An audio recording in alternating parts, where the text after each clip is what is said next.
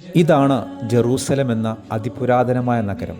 മുസ്ലിം വിശ്വാസികളും ക്രിസ്ത്യാനികളും ജൂതന്മാരും പവിത്രമെന്ന് കരുതുന്ന ഒരു പുണ്യഭൂമി. ഇവിടെ നൂറ്റാണ്ടുകൾക്ക് മുൻപ് ദാവൂദ് നബി അലൈഹിസ്സലാം ഈ നഗരം കീഴടക്കിയെന്നാണ് ഈ മതങ്ങളെല്ലാം വിശ്വസിക്കുന്നത്.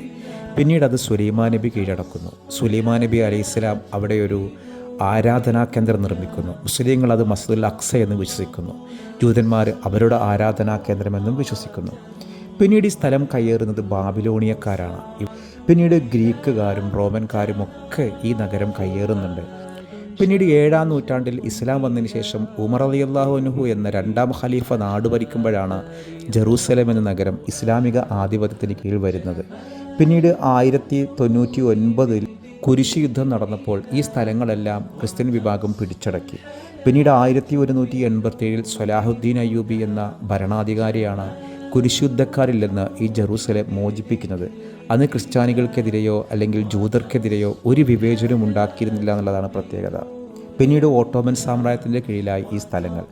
1517 മുതൽ 1917 വരെയും ഓട്ടോമൻ സാമ്രാജ്യത്തിൻ്റെ കീഴിലായിരുന്നു ഈ സ്ഥലങ്ങളെല്ലാം. പിന്നീട് ബ്രിട്ടീഷുകാരുടെ കയ്യിലായ ഈ സ്ഥലങ്ങൾ 1948 ഇവിടെ ഇസ്രയേൽ എന്ന രാജ്യമുണ്ടായതോടെ ഈ ജെറൂസലേം ഇസ്രയേലിൻ്റെ കീഴിലായി. ഇന്നും ഇതിൻ്റെ ഒരു ഭാഗം ജോർദാൻ്റെ കീഴിലായിരുന്നു. പിന്നീട് ജോർദാനുമായിട്ട് യുദ്ധം നടത്തിയിട്ട് ആ വെസ്റ്റ് ബാങ്ക് അടങ്ങുന്ന പ്രദേശങ്ങളൊക്കെ ഇസ്രയേലിൻ്റെ കയ്യിൽ തന്നെയായി.